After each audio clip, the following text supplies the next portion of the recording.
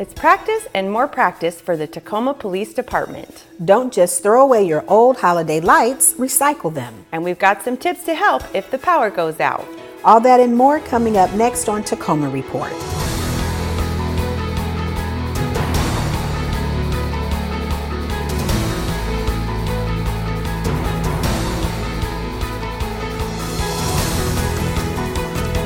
Hi, and welcome to this edition of Tacoma Report. I'm Angie Foster. I'm Laura Proctor. The 2020 amendment process for the One Tacoma Comprehensive Plan is underway. The city's Planning Commission has accepted 4 applications for consideration for updates to the planning document that guides the city's long-term development. The submission that's garnering the most attention is from Metro Parks Tacoma, which is hoping to rezone the Heidelberg Davis Park near Cheney Stadium from a park open space designation to a major institutional campus. Metro Parks' application for updating the future land use would allow for the building of a soccer stadium and sports village at that location, which would be used both by the Tacoma Reign and Tacoma Defiance. There's hope that the site could also house educational and healthcare facilities. One of the other requests is to create a new West Slope View Sensitive Overlay District. For more information about the plan, the amendment process, or the proposed 2020 amendments, visit them online. A lot of calories are going to be burned when that new stadium gets ready to go. Soccer is non-stop running. And it's more than just soccer players in Tacoma who like to run. You'll see runners all over the city and at all times of the day and night. In our next story, Dave Gordon has some tips and advice from those dedicated runners who keep in step during the dark days of fall and winter. Rain, sleet, dark of night are all elements of a normal Northwest winter. But there are people focusing on a healthy lifestyle or just trying to make good on a New Year's resolution. They know there's more dedication to outdoor running than anyone can imagine. I don't think it's great to run in the winter, but this time of year it's dark out most of the time. So if you work all day and you're gonna run, you're gonna end up running at night. You can't let weather stop you. If you're gonna run, you gotta run when you can. We all know about the dark days of winter. This means runners need to take extra precautions with low visibility. Rob Huff is with Tacoma Runners, an active running group in the city. Drivers really aren't used to looking for runners in most cases. They just don't see you. They're looking for other cars or things that are going to hurt them. Joggers may have to find the light of day to stay safe, while others take on the task with true Northwest technological tenacity. And then this is just called like a blinker, so you can have it flashing or just have it on. So again, just kind of helps cars see you as you're going on the sidewalk. Rob's basic advice for a good, safe run is to play it safe with common sense.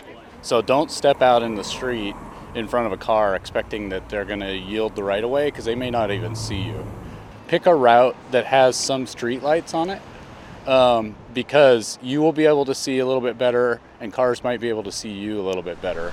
So feel free to ditch your treadmill and hit the road with a good, healthy Tacoma run. Any opportunity you can to make yourself more visible on public streets helps keep you safer. For Tacoma Report, I'm Dave Gordon.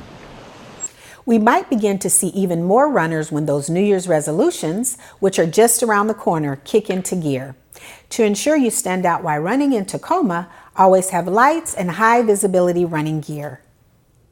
When the Tacoma Police Department needs to stop a car pursuit in the city of Tacoma, they can use something called the Pursuit Intervention Technique. To safely stop a vehicle, the department trains every officer to make sure the technique is used properly. Recently, the department trained a handful of officers at Pacific Raceways in Kent as part of the department's emergency vehicle operations course. With each pursuit, every officer is trained to make a split-second decision with public safety in mind. Well, at the Tacoma Police Department, we use the Pursuit Intervention Technique. It is a technique that we utilize here because we understand that every second that the pursuit continues within the city of Tacoma, that there could be potentially lives in danger. So we want to make a quick decision on whether we're going to eliminate the pursuit by discontinuing it or utilizing the pit maneuver. In addition to training officers on the pit maneuver, the department's emergency vehicle operations course also includes training on backing a vehicle, decision-making abilities at high speed, and knowledge of policies. To learn more about the Tacoma Police Department, visit their website. In addition to learning different driving techniques, the Tacoma Police Department is also working on helping children have a brighter holiday season. The Tacoma Police Department is working with the United States Marine Corps with the annual Toys for Tots program. This program collects new unwrapped toys for children in need. This year, TPD headquarters and all 5 substations will be drop-off locations. Toys for Tots coordinators then pick up the toys and sort them by age. On Christmas, toys are distributed to the less fortunate children in our community. So as you're out during your holiday shopping, Toys for Tots officials hope you'll pick up a toy for those deserving children. It's been 8 months since the swearing in of the new Tacoma Fire Chief. When we come back from the break, we'll talk with the leader of the Tacoma Fire Department, Tori Green, and get his thoughts on what's ahead for this department. Stay with us.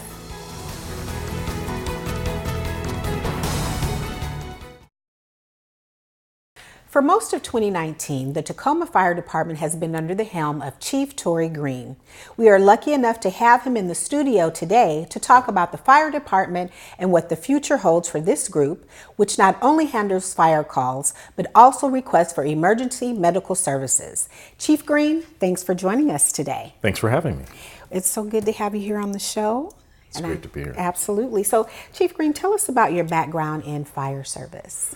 So I was hired by the Tacoma Fire Department in 1993, so it's been about 26 years, almost 27 in April. Most of my career I've been involved in emergency medical services. So everyone is hired as a firefighter, but then I pretty quickly drifted toward the emergency medical services, became a paramedic, served in that role for about 12 years, and then I became an EMS educator.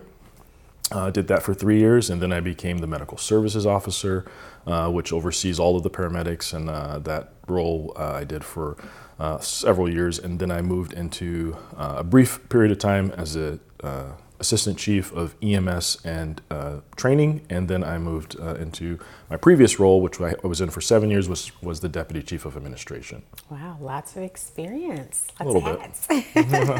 So Chief Green, can you describe what it's been like during your time as chief? Yeah, it's been great, actually, and I'm really happy to say that because I've been at headquarters for 10 years. And I was there when we were accredited, which was a really great time to be at headquarters. We were in a period of growth and expansion.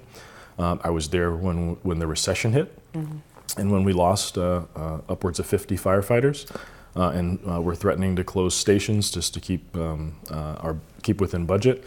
And I was there throughout the recovery of that, and to the point where we are now, where I feel like have a very positive, optimistic outlook right now. So it's been great. And we have a wonderful mayor, a wonderful city manager, a wonderful utilities director, so it couldn't be a better time to be fire chief. Yes, 3 very phenomenal ladies, absolutely. And so what are some of the challenges that the Tacoma Fire Department faces? So as I mentioned, I think probably our biggest challenge is staffing. We are, when the recession hit, well, previous to the recession, we were at about 450 firefighters. Okay. And then we lost, like I said, about 50 firefighters, and we haven't been able to recover from that yet. So we're still probably 30 firefighters behind that pre-recession period of time.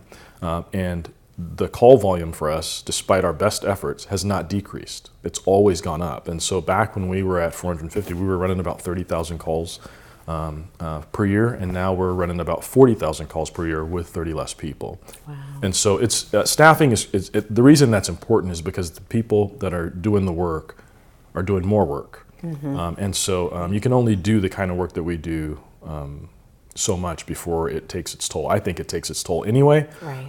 But if you're doing it in excess, that certainly happens faster. Absolutely, absolutely. And so what are some changes, improvements that you've implemented, since you've been the chief? A couple of things. One of the things that, I want to preface that by just saying that I was with the department with the administrative staff and the previous fire chief for the 7 years before I became the chief. So whatever it looked like before, I was a part of that. Okay. So I don't want to make that look like there was significant changes that needed to be made.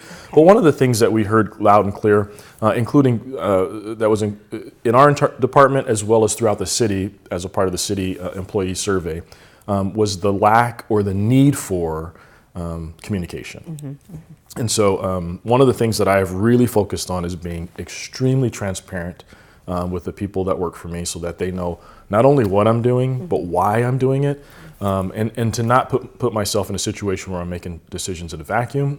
I've created 4 advisory committees, one for our field responders, so our captain level and below, one for our chief and executive officers, one for our non-uniform employees, and then one for the community members. Wow. So I want to hear input and perspective on what they think that the department should be doing, the direction the department should be going, weigh in on some of the decisions that need to be made with regard to the department so that I am not just some person in an office making decisions, right. But trying to make the department, which I think is the best department in the nation, even better. Awesome. Well, Chief Green, we definitely appreciate everything that you and the Tacoma Fire Department are doing for the community. You clearly wear many hats and you wear them well. So thank you to you and the department. We enjoyed having you on the show and hope you come back. Thank you. All right. More information about the Tacoma Fire Department can be found by going to the TFD website. When we come back from the break, we'll talk about the effects winter weather can have on you and your family. Stay with us.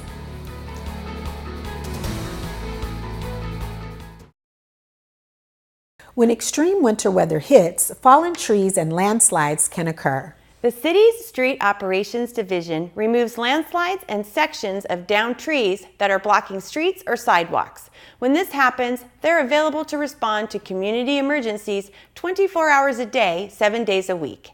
To find out more about the city's inclement weather response, including what to do when a tree falls in the right-of-way, visit the city's site. Tacoma Power prepares for winter storms all year long and is ready to respond to power outages. Customers can help crews restore service more quickly by making a phone call. That number and some other things customers need to remember about winter storm season are in our next report from John Phillips. Wind and ice season always seems to increase the possibility of interruptions to your electric service. First, Tacoma Power reminds you to stay clear of broken poles and down power lines. You don't have to touch one to get a shock. Consider the ground around them unsafe too. To report an outage, call 253-502-8602. Don't report it using social media. Describe what you see and the location. During extensive power outages, Tacoma Power prioritizes restoration work. After addressing immediate safety concerns, crews work to get the most people back in service first, starting with repairs to major transmission lines and substations. They then move into customer neighborhoods, fixing distribution lines, power poles, and transformers. Tacoma Power will repair equipment on its right-of-way and the service lines between its power pole and your electric meter mast. If there's damage to your mast or other power components in your yard, you may need to hire an electrician for repairs. During widespread power outages, it may take some time to get the service restored, so having some of these items handy around the house will make it a lot easier to endure. Obviously, you'll need a flashlight or two, some extra batteries, a battery-operated radio, and alarm clock. You don't want to be late for work. Also, have some ready-to-eat food handy. And don't forget, you're going to need a manual can opener. Don't use a barbecue inside to cook or stay warm, and keep generators outdoors away from doors and windows. Misuse of either can cause deadly carbon monoxide gas to accumulate. If storms are in the forecast, you better keep your cell phones fully charged because you're going to need them to get important updates on Facebook and Twitter. Another helpful tool is Tacoma Power's online outage map. It can show you where and how extensive the power outages are. For Tacoma Report, I'm John Phillips. Here's that number again to report outages. mytpu.org offers links to Tacoma Power's social media pages and outage map. It also has helpful information about how to prepare before and what to do during an outage. Caring for the community is prevalent all throughout the Tacoma area, especially when it comes to giving the gift of life. That was never more evident than in the partnership between Bloodworks Northwest and McMenamins Elks Temple. The 1916 landmark hotel, restaurant, and brewery was the site for a recent blood draw. All of the blood collected here goes to the St. Joseph Medical Center. Everything that we take today stays local. So St. Joseph is one of our hospital partners. It stays here in Tacoma. We're not shipping it anywhere else. That's part of what Bloodworks does, is we take the blood from here and we give it back to the community. Bloodworks services all of the Pacific Northwest from Bellingham down to Eugene, Oregon. And we have centers, 12 centers that cover that area, but we don't have one here in Tacoma. So we wanted to have a great place where people can go on a regular basis in order to give blood. And when McMenamins said, hey, I think we have a space for you, how could we say anything but yes? It was just a no-brainer.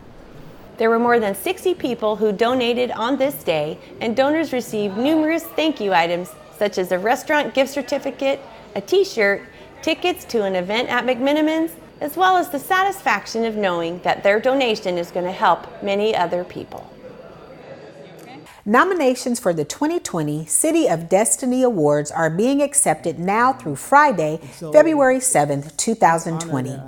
Nominations are being sought for local volunteers across a spectrum of categories. Since the awards began 34 years ago, more than 200 individuals and groups have received recognition for their outstanding contributions to life in Tacoma. For more information and to submit a nomination today, visit the City of Destiny Awards page on the city site. Everywhere you look, you can see the sights and sounds of the holidays. When we come back from our last break, we'll find out what role Metro Parks Tacoma plays in some pretty festive decorations around town. Stay with us. Poinsettia or poinsettia, no matter how you say it, this is one attractive and festive plant.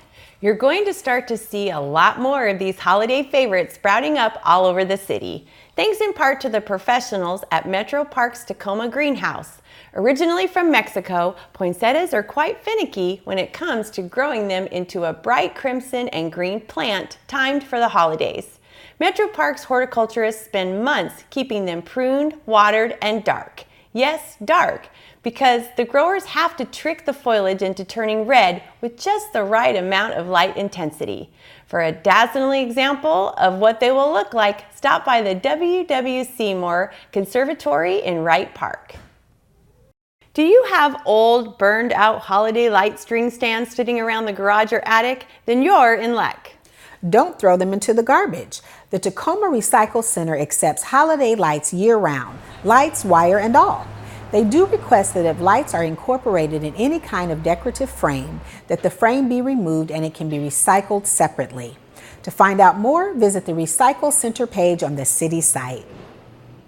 And finally, administrative offices in the city of Tacoma will close Wednesday, December 25th in observance of Christmas Day and Wednesday, January 1st in observance of New Year's Day. The Tacoma Recovery and Transfer Center will close and there will be no curbside pickups on those days. All curbside collection pickups will be one day later than normally scheduled between Wednesday, December 25th and Saturday, December 28th. As well as Wednesday, January 1st and Saturday, January 4th. Information specific to a customer's address can be found at tacomarecycles.org/collection calendar or by calling the number below. That's all the time we have on this edition of Tacoma Report. A great way to find out about the services the City of Tacoma has to offer is by going to cityoftacoma.org. As we leave you today, here are some more festive holiday shots of the Metro Parks Tacoma greenhouses and their poinsettias, captured by videographer Dave Gordon. Until next time, I'm Angie Foster. And I'm Laura Proctor. Thanks for watching.